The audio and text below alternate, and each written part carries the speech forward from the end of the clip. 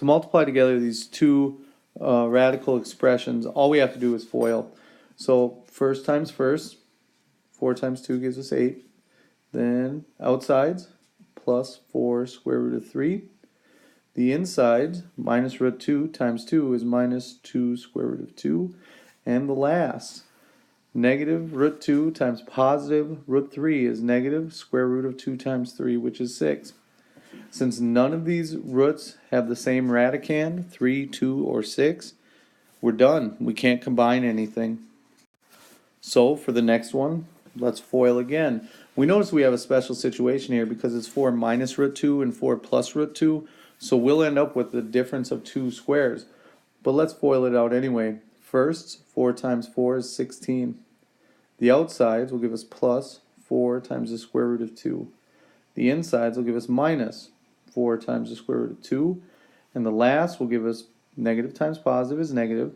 Square root of 2 times square root of 2 is square root of 4. Now when we combine like terms, we'll start off with 16, but in the middle we'll have plus 4 root 2 and minus 4 root 2. Those two terms are going to cancel. Then we subtract the square root of 4, which is 2. Finishing it off, and it's just combining like terms. 16 minus 2 is 14. And there's our answer. I did say we should end up with a difference of 2 squares, and we actually did. This is a perfect square, 16, and the other one is the square root of 2 squared. So those are the difference of our 2 squares. Lastly, when we have 4 minus the square root of 2, the quantity squared, what's important is to not distribute the exponent. You can never ever distribute the exponent. Instead, look at this binomial squared as multiplying 4 minus root 2 by itself. And now, FOIL again. 4 times 4 is 16. The outsides will give us minus 4 square root of 2. The insides will give us minus 4 square root of 2. And the last, minus times minus is plus. Square root of 2 times square root of 2 is square root of 4.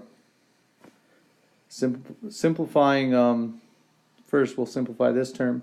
16 minus 4 root 2 minus 4 root 2.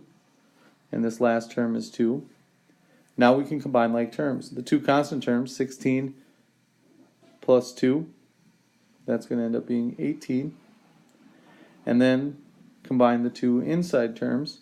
Minus 4 root 2 and minus 4 root 2 leaves us with minus 8 square root of 2.